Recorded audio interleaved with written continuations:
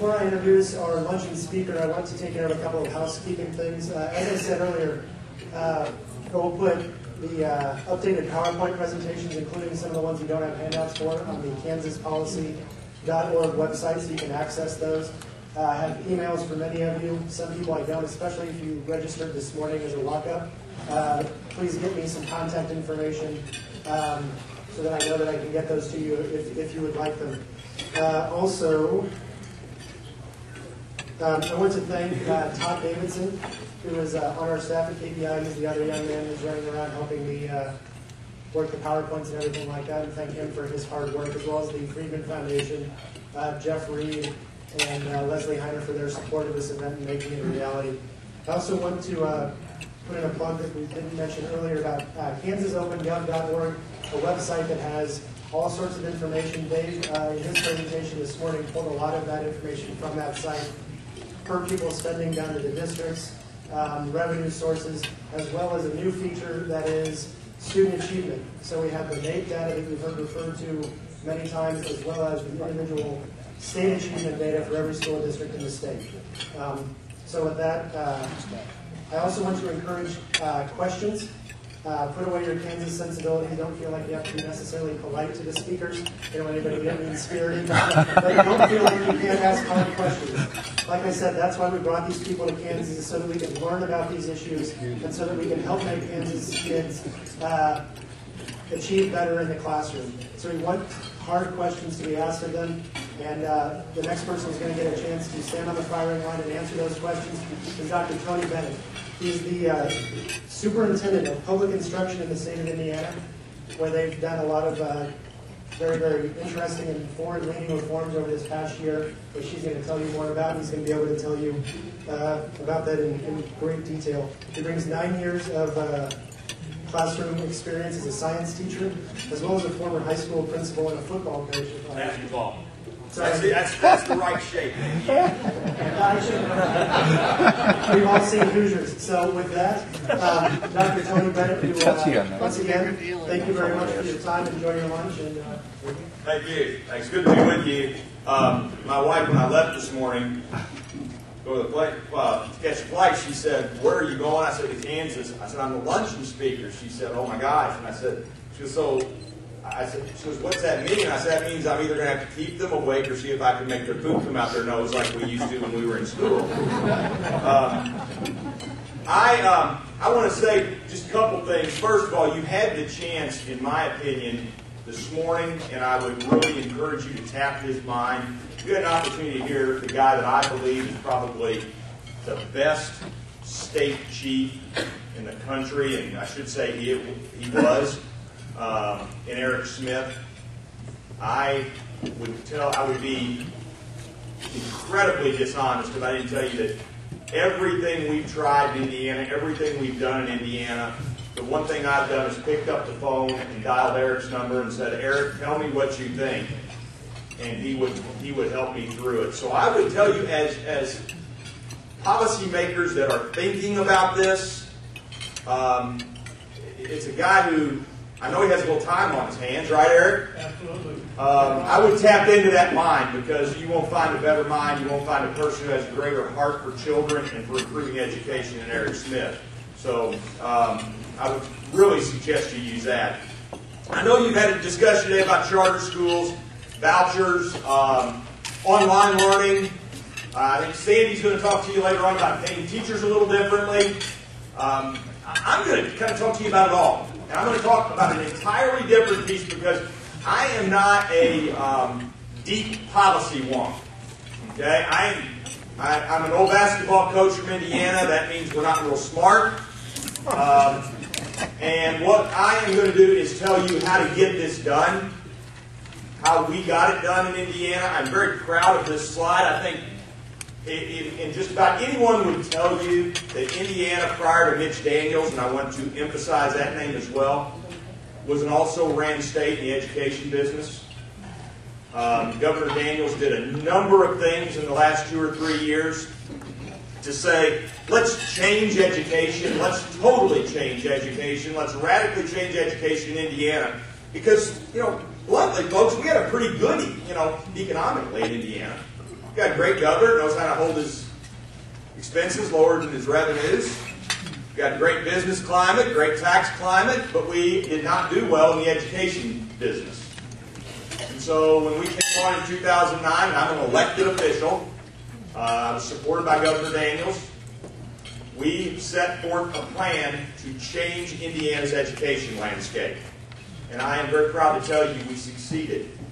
It is very drastic change. And I will, those of you who are a little faint of heart, this is all R-rated.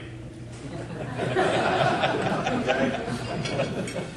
You know, this has a little thing, this has that little disclaimer. There can be parts of this that can get kind of graphic. So please know that. Please know that. And it takes some guts to run down this path from the governor's office to the state commissioner's office to the legislators down to the local level. Because this is drastic change.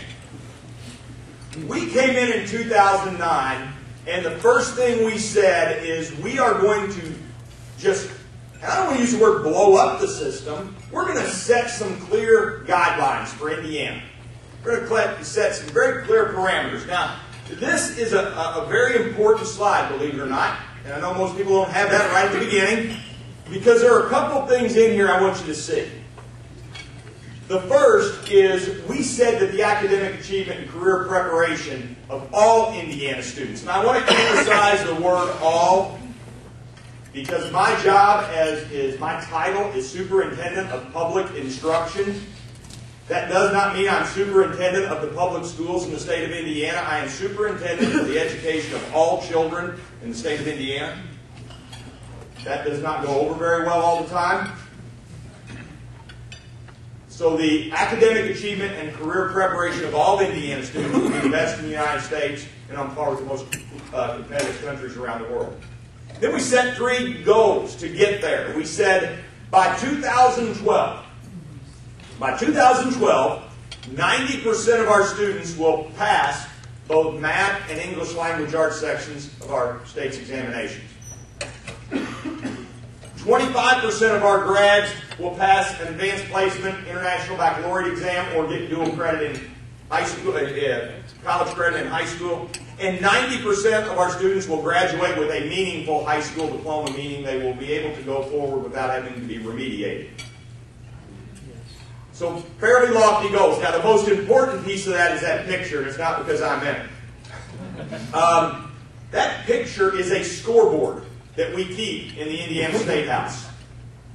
And that scoreboard has our goals. It has where we are each and every day on those goals. It has what our NAEP scores are compared to the rest of the country. And then it has a little clock that is ticking down to 2012, the days, hours, minutes, and seconds, so that we remind ourselves as lawmakers to act every day and policymakers to act with a sense of urgency. That clock is my term timing itself down. Many people will be happy when it hits 0. My wife may top the list.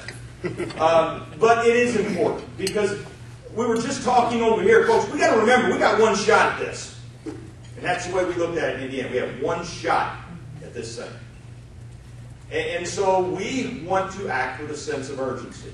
I often tell this anecdote. Some of you have heard it before, who've heard me speak. When I first got elected into office, I was invited by the Future Business Leaders of America, a little high school group of aspiring entrepreneurs, to speak to their state conference, about 300 or 400 kids, high school kids, on Saturday morning. I was shocked in 2010 they invited me back. So I got there in 2010, and I was met by a young man who walked up to me and he goes, "Dr. Bennett, do you remember me?" And I tried to be polite. I did see the continuous loop video, and I saw he was one of the officers, and I said, "Well, you're one of the officers of this organization, aren't you?" That's pretty sharp. And he said, "Yes, my name is William Zhao, Z-H-A-O. And he says, "Can I give you a gift?" Now, by this time we had established that we were starting to turn up the ground a little bit in Indiana, and so I wanted to ask William, are your mom and dad teachers? Does it tick? So he took me over to his briefcase. 17 years old, took me over to his briefcase, and he hands me a shiny red book. The shiny red book is entitled this: Fierce Urgency, Education and Future Global Competition Through the Eyes of a Young Chinese Immigrant, and the author is a young man by the name of William Zhao. And inscribed in the front cover of the book, to me, it says, Dr. Bennett, you inspired me to write this book. It sits on my nightstand next to a little plaque that has gentle pressure relentlessly applied yields results. And William speaks in that book of his native country of China, where he spent the first 10 years of his life. And he talks about the difference between our global competitors and what he experienced in Kokomo, Indiana, where he spent the last 5 years of his life. And one of the statements very early in William's book is this: education's like a big old chess game. And in America, we're playing chess not to lose. The folks in my native country, they're playing chess to win. And if we don't start playing chess to win, they're going to take us over. That's what they want to do. That's he's now 18, an 18-year-old kid. Now think about that. 18-year-old kids see it, and we adults don't. Something wrong with that. So that's why that clock ticks down in my office. And we have that same thing in my office and out in the hallway of the State House. So we said if we're going to get there, we've got to put some things into the system that appear to be a bit foreign in the system. First, you've got to have competition in the system. The system has to be competitive. Our children are competing for jobs, for seats in universities, but our schools do not compete. So we have to do something to put competition in the system. We also don't have a system that allows good educators freedom to meet the needs of their children. So we've got to put freedom in the system. And the last thing we have to do is hold everybody accountable. So we said very simply, put competition, freedom, and accountability into the system. And I want to take a look at that. I think there's some interesting characters, especially the last two, Mitch Daniels and Arnie Duncan. I don't think we have to check very many sources to know that those two folks are from two diametrically opposite political persuasions. And yet you're not going to find a lot of difference here. So this shouldn't be a bipartisan D&R deal. Okay? This is about kids, and kids don't come to school with D's and R's stamped on their butts, so we got to figure this out across party lines. We've got to push each other a little bit. So, and we can do that. And I wish it was happening all across the country. So we asked ourselves after Governor Daniels got elected, why do we need comprehensive education reform? Now this next slide, I said that one was I think this is the most important slide in the whole deal. Because I'm going to encourage you, if you want to act with fierce urgency like William Zhao talks about, I would encourage you to do this for Kansas. Now I stole this from a guy by the name of Ian Mitroff, who is a crisis consultant, and he was at a university speaking of the BP Gulf crisis. And he was really interesting. He had the same thing laid out very neatly with like the acreage destroyed and damaged, number of wildlife, different species, economic impact in the area. And his whole point was BP screwed the whole thing up because they had a big mess. And in that big mess, they tried to fix one thing at a time. He said, remember, they tried to shove trash down the pipe. That didn't work. Then they tried to skim the oil off the water, and that didn't work. And then they thought, well, hey, we'll get real clever. We'll just tell everybody it's really not dumping that much oil in the water. And that didn't seem to work. So I'm sitting there listening to Ian Mitrov, and I thought, wouldn't it be pretty neat to do this for us? Now, I don't think we have a crisis like the BP Golf School. I think ours is a mess. It's more of a long-term pathology. I mean, crises happen overnight. And this didn't happen to us overnight, but I did the same thing. And the first time I used this, I did it to a bunch of smart people at the Indiana Fiscal Policy Institute. Gave it. I was really proud of my presentation. Leslie, you were there, right? Yes, sir. I was really proud of myself. A couple people walked up after it and said, hey, we love that. This one lady walks up and she says, Dr. Bennett, I really liked your presentation. I just have one favor for you, of a task with you. I said, what's that? She handed me her card and she said, don't ever use us as an example again. And she was Vice President of Government Affairs for BP. It's a true story. I will not be getting a campaign donation. But I ask you to look at this mess. And I ask you to think about your mess here in Kansas. Think about your mess here in Kansas. If you look at that mess and you see that we have over 15,000, almost 16,000 kids who can't pass our English language arts portion of our I-STEP exam, which, by the way, is a minimal test. I mean, we're not asking people to qualify for rocket science school here, folks. We see that, you know, the fact that we have almost 25,000 kids in underperforming schools. So we have academic achievement problems in this mess. We have structural problems in this mess. We have cultural problems in this mess. And we said if we do what BP did and we try to fix one thing at a time, we will get no traction. We will not solve the mess. So I would challenge you to take a look at your education landscape and graph your mess. And you know what? Own up to it. That doesn't mean we have all bad teachers. It doesn't mean we have all bad superintendents in schools. It doesn't mean that. It means we, as the adults, have allowed the system to erode to not serve our children. That's what this means. And then I looked at another piece of it. In Indiana, we spend the greatest percentage of our general fund on education. We spend more of our general fund on education than any other state in the country. We spend 55% of our general fund in the state of Indiana on education. 55%. And this is what we get for it.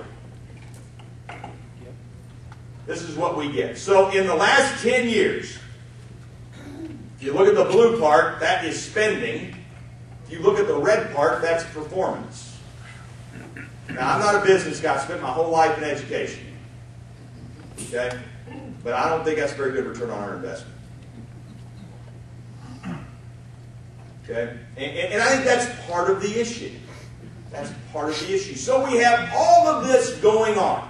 We have these academic achievement issues. We have the fact children are stuck in schools that don't serve them, whether they're good schools or bad schools. We have all of this stuff, and we're not doing anything except pumping money into the same system. I'm not going to call it a bad system. I'm going to call it inefficient. But I'm going to tell you all we've done is stick money into the same system. So that told us we needed comprehensive education reform. So in 2009, we set on a path to do as much as we could. We started with, and I'm not going to go through all of these, the first thing up there, that four-letter word, that is a four-letter word to our schools of education called REPA. It was totally overhauling our teacher certification to allow alternative certification paths, to force our teachers to know their content when they come into a classroom, so that maybe a chemistry teacher might want to know something like chemistry. That was a big deal. We also adopted a growth model. And we used Colorado's growth model. We have expanded it. It's on our website. You can see how schools perform in Indiana very quickly on how they affect year-over-year growth, that's a big backbone. That's a game changer. If you want to talk about an argument stop around the field, it's that. We put A through F letter grades on schools. God love Eric Smith. He made us all step up to the plate on that. He and Governor Bush were phenomenal. We put our first letter grades on schools this year. Now, I got to tell you a couple funny stories about this, because you're going to hear this. You guys, you don't use letter grades for schools, right? What do you call your best schools? The school where your own kid goes. Well, okay. Then we're going to do. I'm an educator. So I've got a quiz here. I want you to put these in rank order from best to worst. So if you were riding down the road, listening to the radio, and you heard a local radio station say, here are the performance categories for Indiana schools. I want you to put them in order from best to worst. Okay, I'm going to give them to you scrambled. Academic progress, academic watch, commendable, exemplary, and probation. What's the best? Who knows? We got to get exemplary. Somebody got exemplary. Now, let me ask you this. Do the same thing with this. C, B, D, F, A. So when we rolled that out, we had superintendents came to the public hearing. And I'm a former district public school superintendent, so I'm not anti-superintendent. This is what the public testimony said. The current system is a little bit confusing, and that's really good. Another person said, do you realize if you go to this, you're going to make us explain how our schools perform?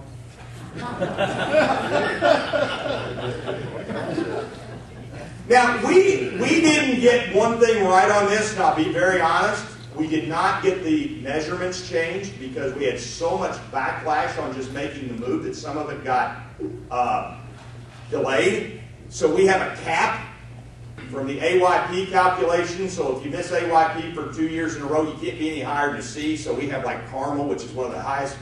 And I'm just using them. They didn't really. But you could have like Carmel, which is our highest performing school, have a C.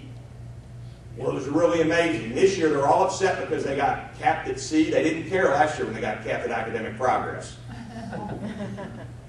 So we are now in the process of fixing the measurements.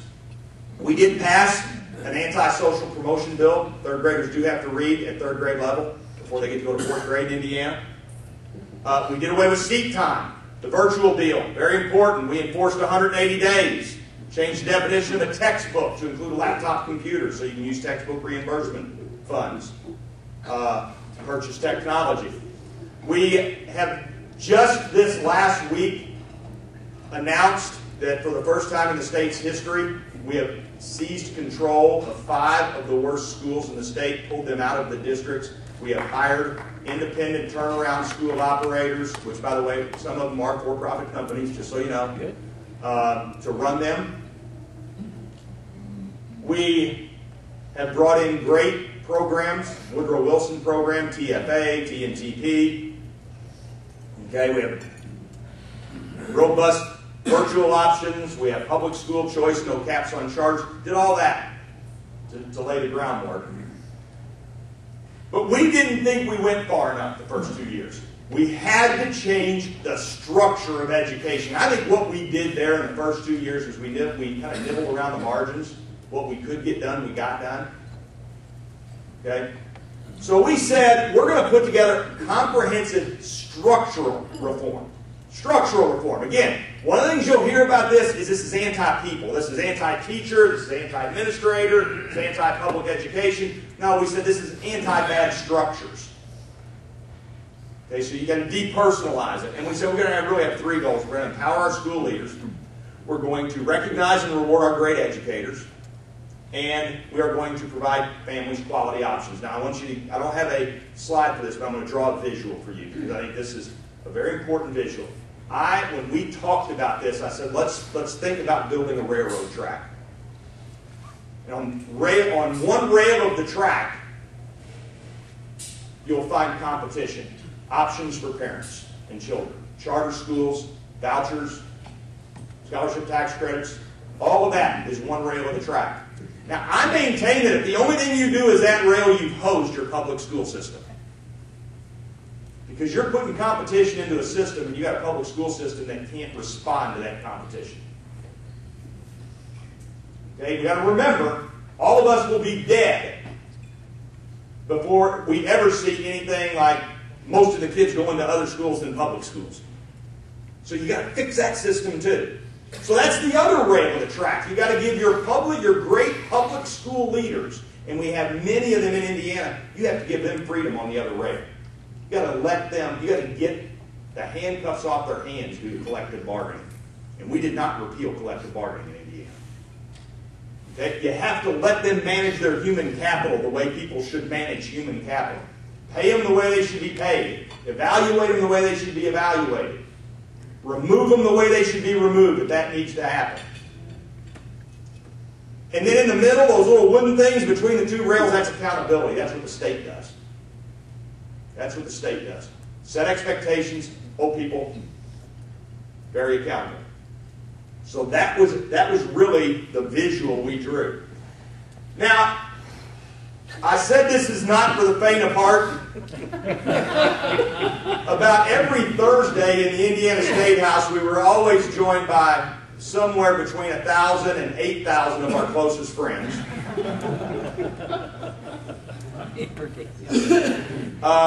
And it was great. One day they were protesting the charter school and the voucher bill. It was really good. I stepped outside of my office, and they're rallying right outside of my office. You know, the governor's smart. He always had them rally at my end of the hall. Okay? So I walked out there, and there's these two guys, and they're not from the teacher unions or from other labor unions, because there was a little right-to-work discussion as well. And this guy looks at me. I obviously didn't know who I was. He says, "Hey, you know anything about these charter schools?" I said, "A little bit." I said, "I've looked at it a little bit." He said, "What are they?" And I explained it to him. And he said, the guy next to me, he said, "What do you think of me?" He said, "Well, I don't know about charter schools, but I send my kids to Catholic schools, so I'm not getting on that voucher thing too hard." And my point is, they had people at the State House that didn't even know what they were complaining about. In one instance, we had a little old lady walk in with a sign that had stuff negative about education reform and our education reform bills. She came into my office, closed the door, says, "Is Dr. Bennett here?" This is a true story. You can't make this up. Our secretary said no. She looked around and she goes, "Well, tell him I think he's doing a good job," with her picket sign. The other thing is actually a poster that was on the third floor of the State House. That is Governor Daniels and me. It was actually done by an art teacher in South Bend. Bet they didn't use school supplies on that baby, huh? The thing I'm impressed with, I think it's a pretty good likeness. And the other thing is, if you're into Star Wars, you know that during the trilogy, Darth Vader did have redeeming qualities and the Emperor did not.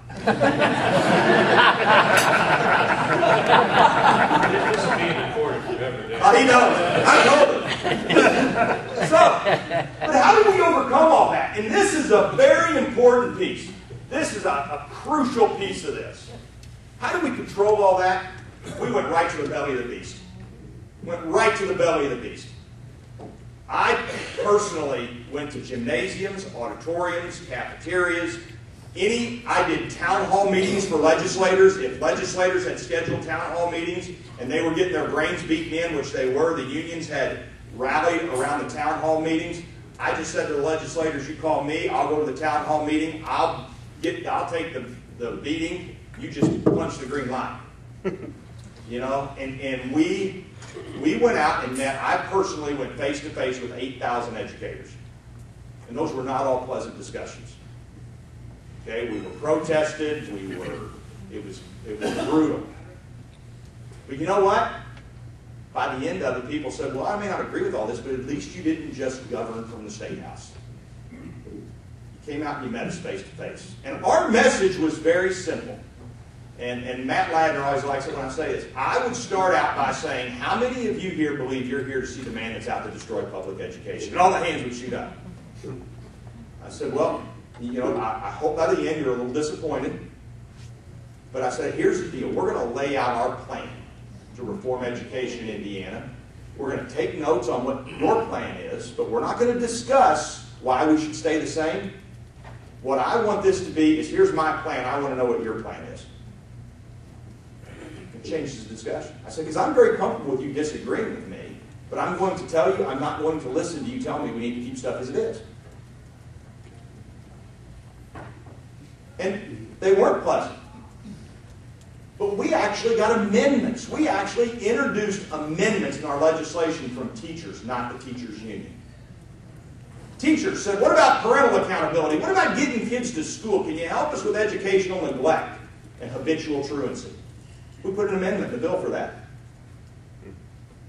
And then the other thing we did is we sent out weekly emails to every teacher in the state. We sent 2 a week, because we knew what misinformation they were getting from the unions.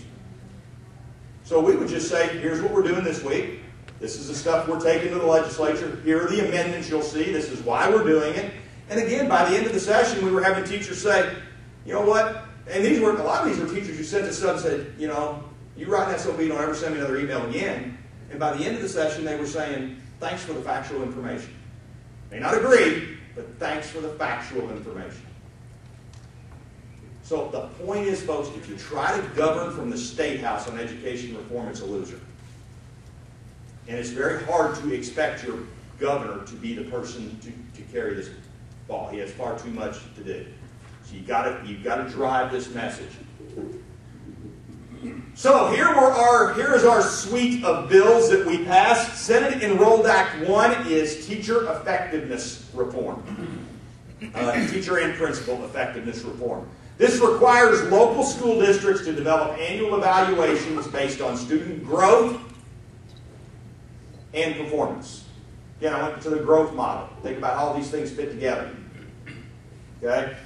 Teachers, if a teacher says, look, is it my fault that I teach 6th grade and the kid walks in my classroom and the kids are performing at 3rd grade level? Why do I get evaluated if they can't pass the 6th grade test?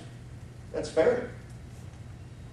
Now, I can look at that teacher and say, if that child doesn't grow a year in the year of your care, we got another issue. It's a whole different discussion. And you know what? Teachers don't argue with that. It revamped compensation. In Indiana, starting next year, school districts must develop compensation plans that can use no more than 33% of the salary based on degrees and years of experience. Has to be performance-based. Again, locally developed. This is about local control, folks. The evaluation is about local control. They just have to hand it in to us and let us approve it. Okay, we got rid of last in, first out. We got rid of tenure as we know it. This is a total overhaul of being able to recognize and reward the most important resource we have in our state, which is our teachers. You recognize one teacher of the year, you get one Milken Award winner of the year. I bet you in the number of teachers you have in this state, there's more than 2 good teachers around here, right? Why don't we recognize those that deserve it? On the other hand, in Indiana, we had a terrible due process problem. It took you forever to fire bad teachers. And when people would say, you just want to fire teachers, I said, no, I just want to fire the bad ones. I do want to fire the bad ones. It's the best thing we can do. Get them away from our kids. I'm not going to apologize for that. We want the ones who want to get better, we want them to get better. And this allows us to do that. As a matter of fact, if you want to see the interrelatedness of this, if a principal finds deficiencies in a teacher and sends the teacher to professional development, the teacher can use that professional development to renew their license. They don't have to go back to a university and shove their ATM card in the university cash machine and give them $600 for 3 hours of credit. Senate Enrolled Act 575 is our collective bargaining bill. Okay? It focuses collective bargaining on wages and wage-related fringe benefits. My dad is a union electrician. My grandfather was a union electrician. My maternal grandfather was a union plumber. I'm not going to win the union fight in the Bennett family. And I don't try. But I do, and my dad, who's a union electrician, has a problem And I would ask you to look at the collective bargaining agreements in your schools and just see how insane some of them are. You could go to school corporations prior to this year in Indiana, and if Leslie and I were hired, say in Fort Wayne, arbitrarily, to teach 5th grade on the same day, and they had to reduce force due to the economy, the way they figured out who stayed and who went is they added up the last 4 digits of Leslie's Social Security number, the last 4 digits of my Social Security number, and the person with the highest sum gets to stay. That's in their collective bargaining agreement. We had roll dice, draw straws, flip a coin, earliest birthday, and we had one that said we don't care what we do as long as it's strictly by chance, not by quality. So we got rid of all that language, which says that's not what's best for kids. We put levers in the law that says you have to settle a contract within an X amount of time, or we send in a binding fact finder. The binding fact finder is not an arbitrator. This is a person that plays just like Major League Baseball. School corporation comes in with their last best offer. The union comes in with their last best offer. The binding fact finder finds which one's the best, but they can't send the school corporation into deficit financing. They can't select a choice that allows the school corporation to spend more than it takes in. So it causes everybody to come to the table with a sharp pencil. So that's the rail of giving locals freedom. So then we said we've got to give families options. This is our charter school legislation. We have a charter school board where now we can intentionally incubate great charters. The state has that board. The board's been selected. There were legislators had selections. The governor had selections. I had a selection. This allows private, not-for-profit universities to sponsor charter schools. And the last thing this does is this holds charter schools accountable. Okay, I would say to you in Indiana, we kind of messed that one up in 2001.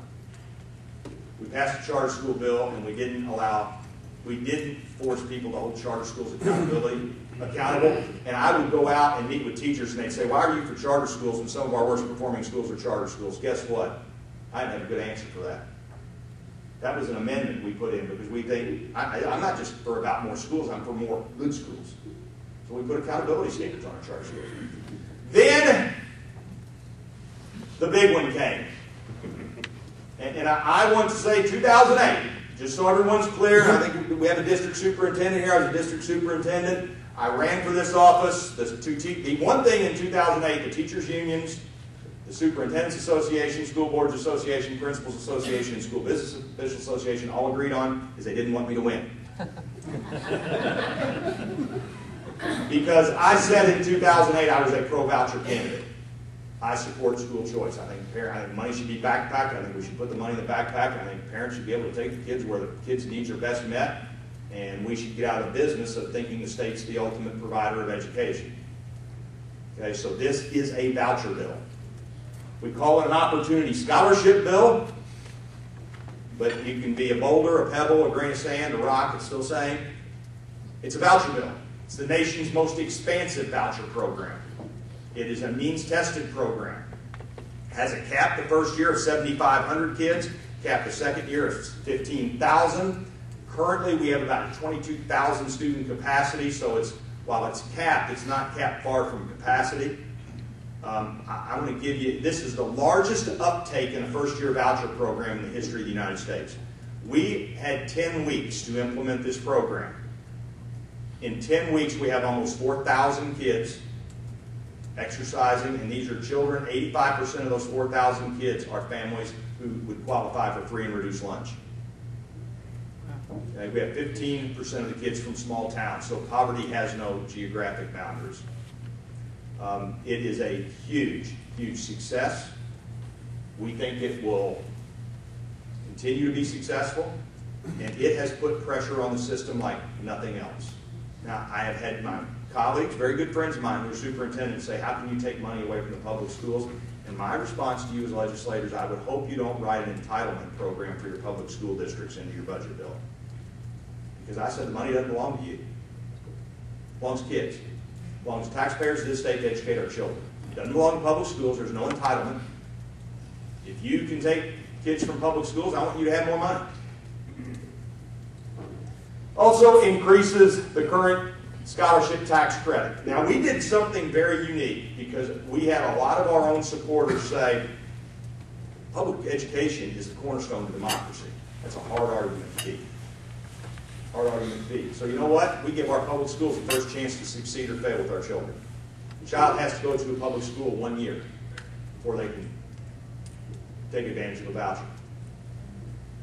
Okay? Now, we do grandfather any child whose kindergarten is paid for by the scholarship tax credit. So it is possible to go 13 consecutive years.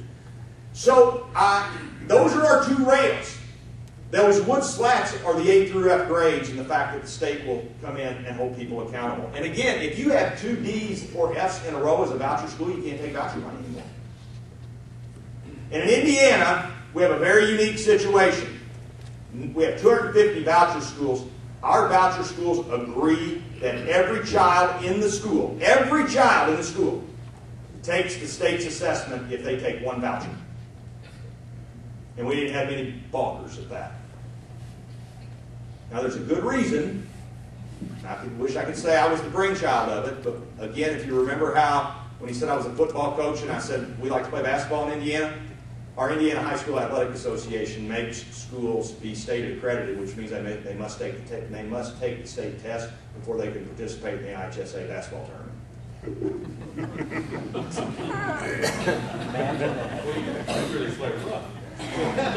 So, what are our next steps, 2012 and beyond?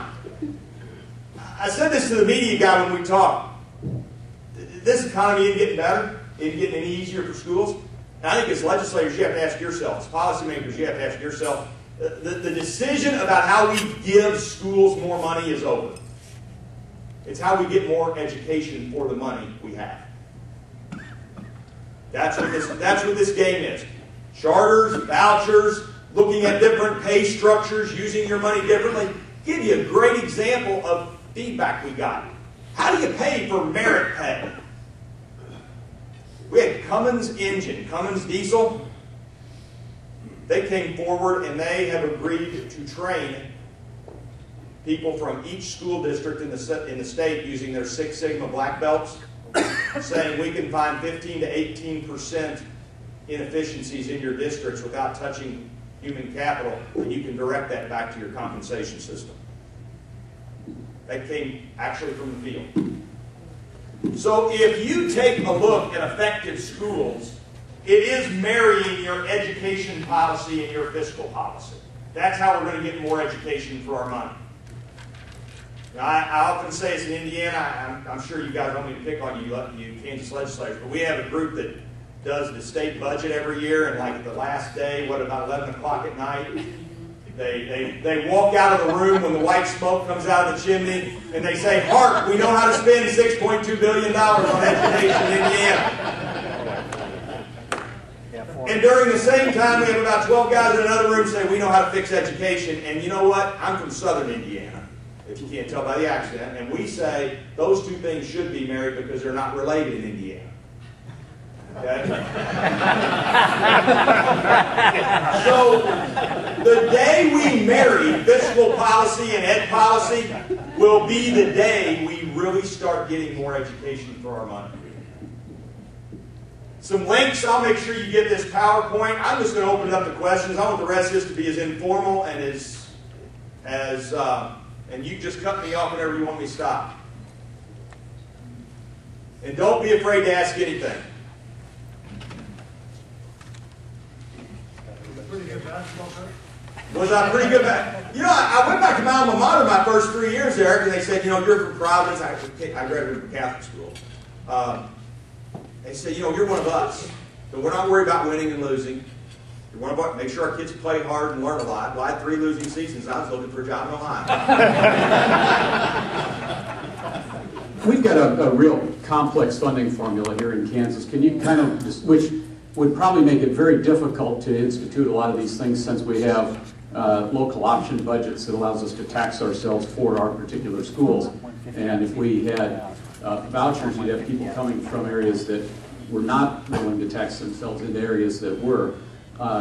Could you discuss how your funding mechanism works? It is much simpler. It's not easy. We have a baseline funding formula, and then we have a complexity index. It's totally based on SES. We have some supplemental grants that go into that, and you can have school corps that are up in the $8,000 to $9,000 state support range, all the way down to school corps that are in like the $5,000 range based on that. The most important thing that is specific to your question is the fact that unless a district passes a local referendum to supplement their general fund, which those are getting very hard to pass, the state assumes 100% of the responsibility for the general fund of schools. Local property taxes only support transportation, debt, and capital projects. Therefore, we have public school choice without the need for tuition, which enables us to have even more competition in the system. So it's the whole structure of the state assuming the general fund is maybe a completely different thing than what you're talking about, because we don't have the property tax issues contributing to the general fund. And Governor Daniels did that about 4 years ago. My follow-up too. Sure, go ahead. I asked it when I was up there, but so what do the results look like? As I looked at the graph in an earlier presentation in Florida, it seems like they had fairly substantial progress, and then they reached a plateau about where we are in Kansas, and it seems like that seems to be a difficult piece to break through. What have your results been based on? Well, we are just enacting all this year. Understand that putting students first agenda was all passed in 2011, every piece of it. And I'm going to talk about that in a minute, so don't let me lose that. But so for us to say that our results are better would be incredibly premature. I have no doubt our results are going to get better. We're already seeing many of the anecdotal and the more qualitative signs that they are getting better. You know, the fact is we have school corporations. You saw that thing when we did 2009, we said we had to go to school 180 days. For a while, for a long time, we allowed school corporations to count professional development half days and parent-teacher conference half days as full school days, and I said no. So school corporations said, well, Dr. Bennett has totally taken parents out of school, so we can't have parent-teacher conferences. Guess what happened this year when the vouchers opened up? They amazingly found a way to have parent-teacher conferences. Now, I don't know if that will come out in a quantitative manner, but you got to remember, it is changing the way schools do business. We have public schools advertising in each other's districts. We have innovative programs happening. We have a public school district, first time in Indiana, open up an online school. They budgeted for 50 kids between July 1 and Christmas. They have 200 today. So I think it's going to have a big difference. But it's a little early for us. Yes, sir. You talked about structure earlier, and it appears that you've done a complete overhaul of the structure in the state of Indiana on how you approach education. At a national level, we've got a Department of Education going back to Ronald Reagan when he first came in, said one of my priorities is we're going to eliminate the Department of Education along with many other organizations that exist there. It hasn't happened. They've probably continued to grow dramatically. What's your thoughts on that structure? And basically what it amounts to is if you take the kid that we're concerned with in the school, what's the overhead load in terms of education dollars, beginning at the top with the Department of Education, some of the state structures we have, including the districts and on down? Great question. Do we have any DOE folks here? Good.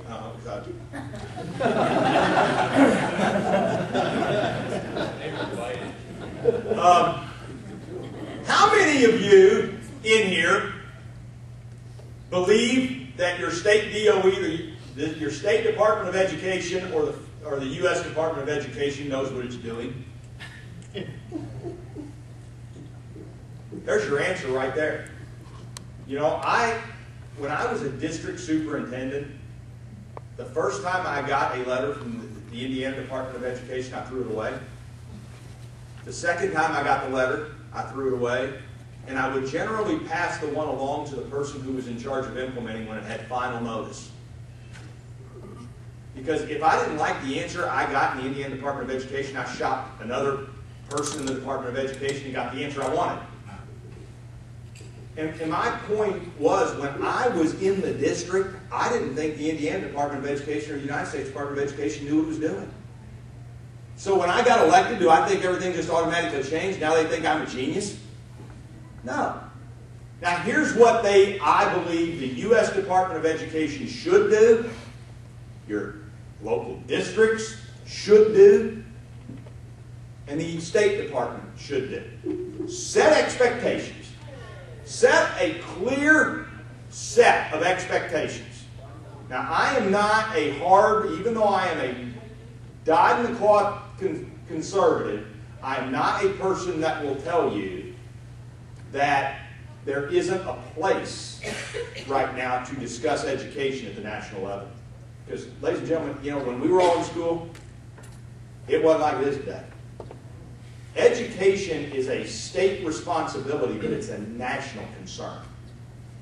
So we've got to have a set of standards to think about. So we ought to have a set of expectations. The feds ought to have a set of accountability standards. And they ought to give us money to meet the expectations. And if we don't meet the expectations, they should keep our money.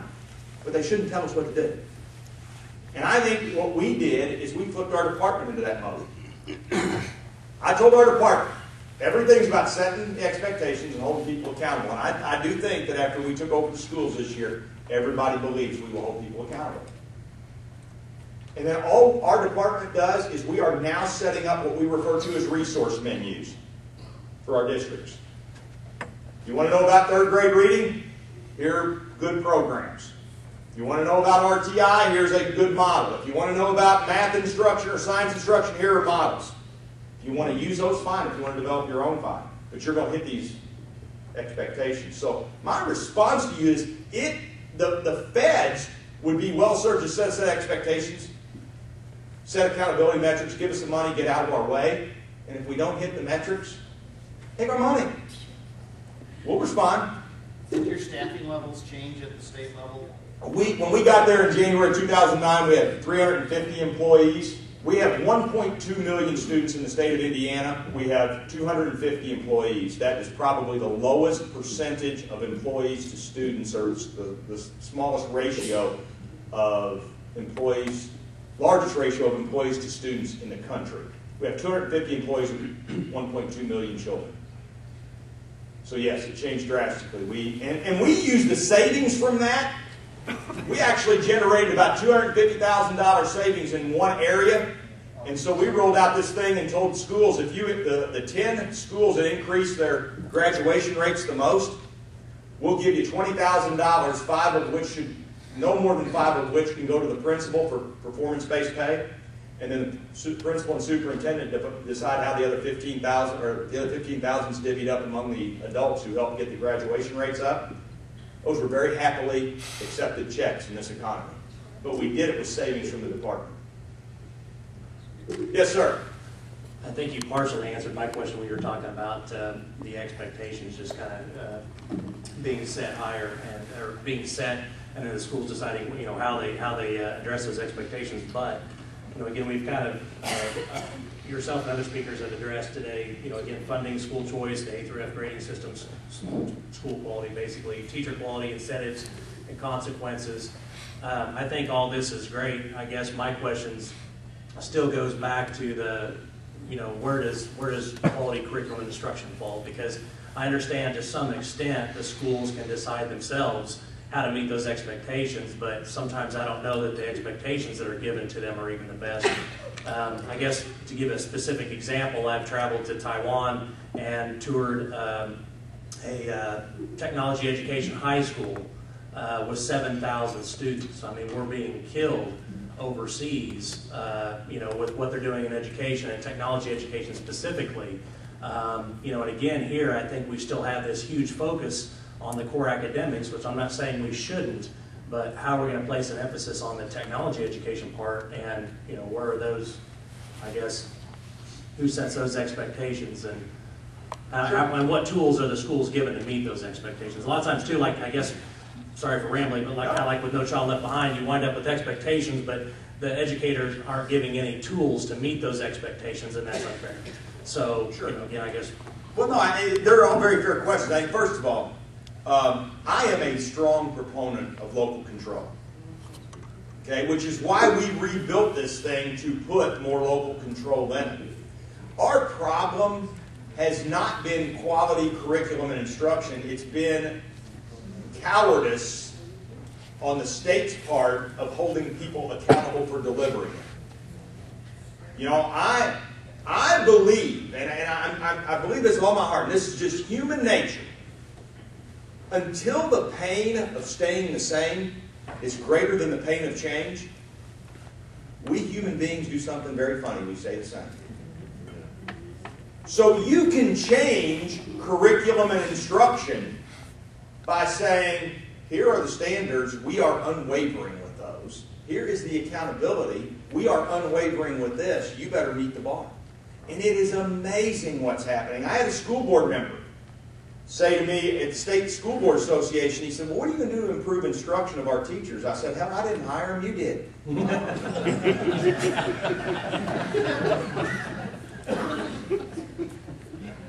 You know, what can I, as a state superintendent, do to improve instruction? I can't evaluate every teacher in the state. But here's what I can do. I can hold the district accountable. We can set up a system and think about this. A through F grades. Got growth metrics involved in A through F grades.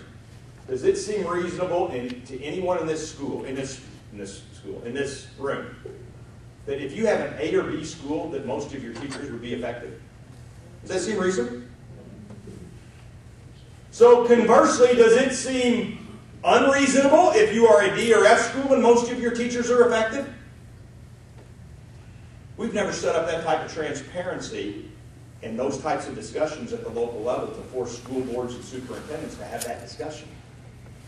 So I think we can change curriculum and instruction. I think the locals have the talent and the desire to do it. We just haven't given them the motivation. But that resource menu that I talked about, that's where that comes in. But we have to set high expectations. Very high expectations. Thank you. Dr. Bennett, I have two questions, and they both go to how you help people understand what you're trying to accomplish, what you're not trying to accomplish. In Kansas, we don't have the luxury of having having a Department of Education with an elected state superintendent or even a cabinet secretary. The State Board of Education is elected, and so there is there's a difference. It's a different dynamic between the governor's office, where everybody else is a cabinet secretary, and they're kind of off on their own. Any thoughts on how in Kansas we might approach that a little bit differently to get, because frankly, as you said, there are no one that I'm aware of, no one here from the Department of Education. We invited them to participate in this and other meetings, and they declined every invitation. How can we in Kansas work around that? Well, I think first you got to start at the top. Again, I'm sure Governor Brownback's an incredible governor, but you know, I will shamelessly say I work for the best in the country, or with the best in the country. And he ran this agenda.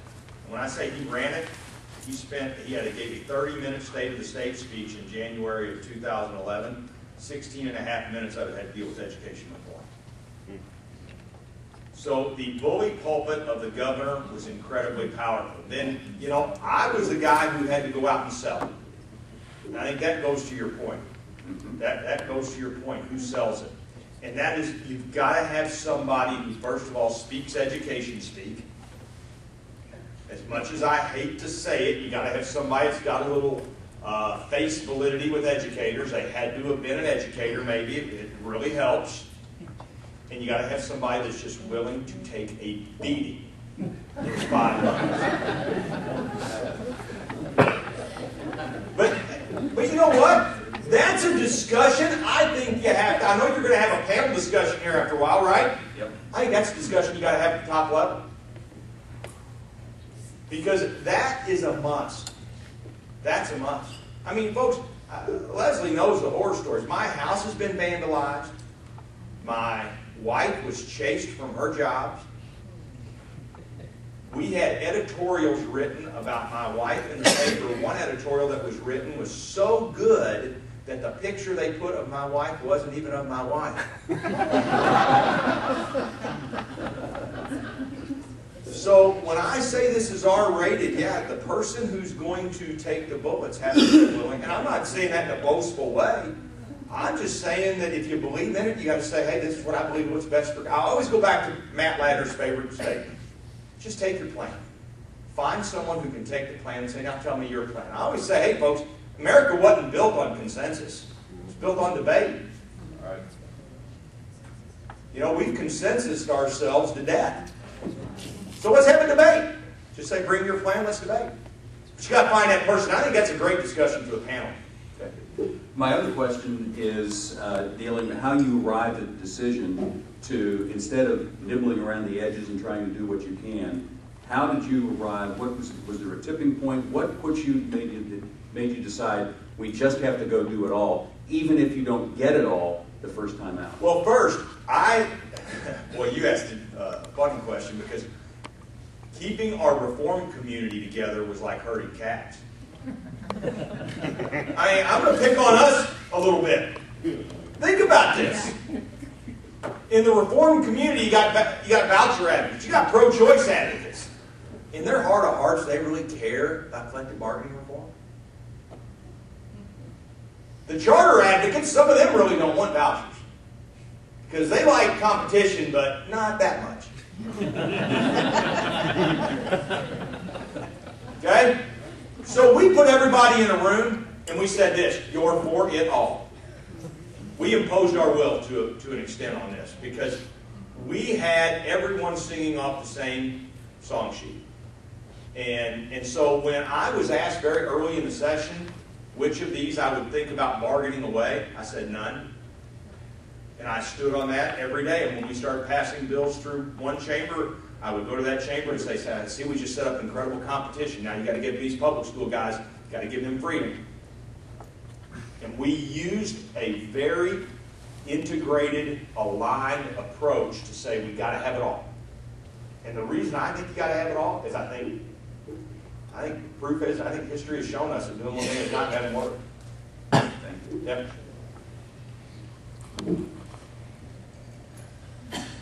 Here, this is not, you didn't directly talk on this, but I think it's related in some way. But here in Kansas, we have on our state assessments some rapidly rising scores. At the same time, our national scores are flat or sometimes even declining slightly in some years. This rapid rise on the Kansas assessments happened during the same years that because of a court decision, our spending rapidly rose as well. So now we have the orthodoxy, at least amongst a lot of school boards, is that more spending is what caused this increased scores on the Kansas assessment. So first of all, I don't think the Kansas assessment is honest. I'd be wondering, was the Indiana assessments that you use, is it an honest assessment? I guess that's my major question. It's as honest as we can be in Indiana. Let me say this, it is not aligned with NAEP. It is not aligned with NAEP. That's an issue I have, frankly. Massachusetts got out ahead of that train and did that. They're probably a little bit more transparent than most states. But I think what you're talking about is part of the reason that I think we have to start looking at what we're doing with assessment and aligning assessments to national and international standards. Because we have, I think Secretary Duncan says it better than anyone. He is very eloquent. We have to stop lying to kids. We churn children out of our high schools every year who have no chance of succeeding. And we start that by passing them through third grade and they can't read. So my answer to you is I think all states are guilty because of state and local politics. Everybody wants to look good. I don't think it's intentional. I don't think it's corrupt. It's protectionism. It's protectionism. All we said was, we're just going to set the goals high. Go chase it. So my answer to that is, I would say none, very few, if any, states have I think probably Massachusetts may be the best right now. but our growth model is going to help, not with the quality of the test, but in terms of how you view it. And we're going to take some pretty strong measures in the very near future about aligning assessments to state, to national and international standards, and we're going to take a look at secondary assessments. Thank you.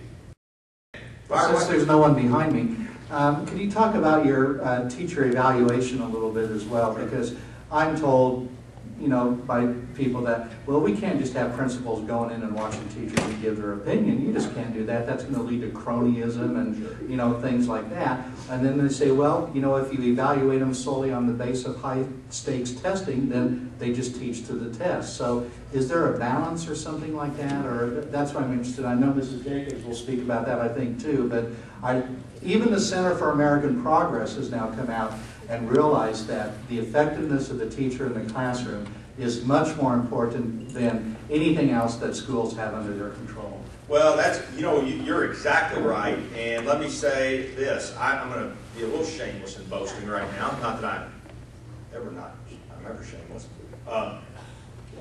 Our teacher effectiveness, Sandy checked me on this, the bellwether thing that came out in August, is that right, Matt? Rated our teacher effectiveness legislation as the best in the country. I think there are a number of reasons. One, it's sustainable. It's scalable. I think Race to the Top, while it had some good ideas, it created a problem around the teacher effectiveness piece that it made states think they had to develop a teacher effectiveness evaluation for all teachers in their states. Now, I think the states are finding out that is virtually impossible. I told our teachers, you know what, that's an example of how we changed after talking to teachers. We went to the legislation, if you read our legislation, we set kind of guidelines and guardrails for the teacher evaluation tool.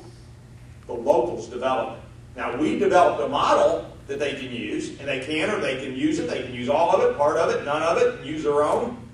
But they have to develop a model, locally driven. They submit it to the state, and we approve it. So I think it's much more sustainable when you force it down to the local level with guidelines and guardrails. But this issue about principals and cronyism and all that other stuff, that's why you need an educator in front of teachers talking about this. Because I have moved to dismiss a number of teachers in my previous life as a district administrator. And do you know what the #1 criticism was? That's a subjective evaluation. So now that we want to put objective measures in it, they don't like that either. And that's what I said to them.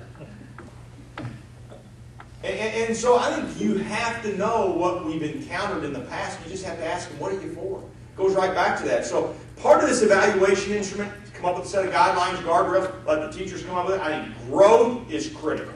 I think growth is critical. I think growth is critical for teacher accountability. I think it's critical to inform parents. And I think it's critical for school accountability. I think that's got to be a component. With the off-tested subjects, we have school corporations doing periodic assessments in off-tested subjects, and they're building their teacher evaluation in the off-tested subjects around their periodic assessments. We have school-wide, elementary schools are saying, hey, let's get the PE and the art teacher involved in math, and if our performance goes up, they get to benefit too. There are a lot of ways to skin the cat, and that's why I think you go back to the locals and you say, figure it out. Thank you. Thank you. Sandy, did I say anything wrong there? I don't know, I've spent a long time since I've been in Indiana, but you don't have how many school districts do you have in your state? Too many. How many do you have? 292. 292. We have that close to that number. Here's an example of one of the problems that I would be curious to get your feel on how you attack this problem.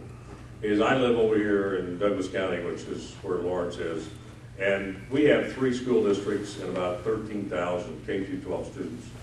The county just north of us, and I'm just not picking on them just because, but just happens to be there. Jefferson County, they have about 4,500 to 5,000 students, and they have 6 school districts. Sure. That's a prevalent problem that we've had for a long time in this state. I mean, I remember back in the 60s when we had 1,800, I believe, school districts at one time, and county superintendents and things like that. What is the, how do you get less? Well, first, you can't let the folks who oppose efficiency control the message, because the minute you start talking about consolidation, they use these two words together: school consolidation. Now, school consolidation means you're going to take my school out of my neighborhood. School corporation consolidation, district consolidation, back office service consolidation is a completely different animal.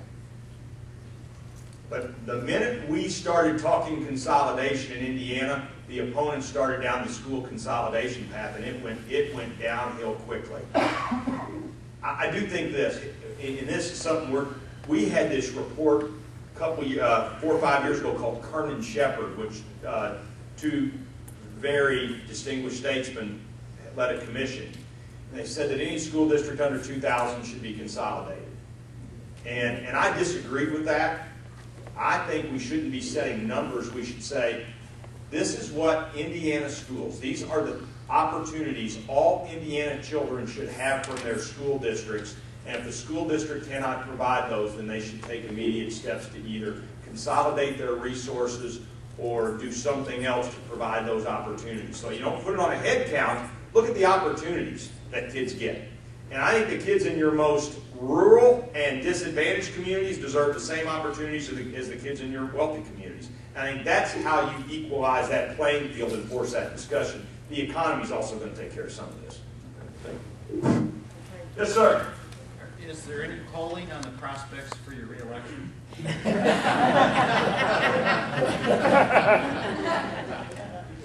Hey, good question. No, I haven't ever announced I was running for re-election yet. It's funny. We just give you. It really questions how are you being received by the populace? Oh, I think there's a big difference between how the general population of Hoosiers feel and how the teaching establishment feels. I'm an educator. My wife's an educator. So guess what? We think everybody hates us. Because that's our peers. That's our peer group. Now, I would be a little bit naive to say that this isn't going to be a very different election than it was in 2008. In 2008, this election cost us about $300,000. That's the most anyone has ever spent for a state superintendent's race in Indiana. We have no reason to believe that this election will cost us any less than $2 million in 2012. Because we have every indication that we will be made an example of by the national labor unions. So, hey, my wife doesn't like that thought at all. So, but it is a different environment right now. But I think Hoosiers, and again, I think most, just go out and ask somebody, do poor children, should they get the same opportunity as rich kids? Ask them that question. Should teachers be paid with their work, or should they be paid on a salary schedule? You know, I looked at teachers one day, I said, you know what makes me sick? What makes me sick is as a state, we've allowed the happiest day of your financial life to be the day you retire. That's what makes me sick. We've allowed that as lawmakers. And so I think we just have to take that message to the voters. You want me to get out of here? There's no more questions? If there's any more questions, I'll make sure you get the PowerPoint. Thank you very much.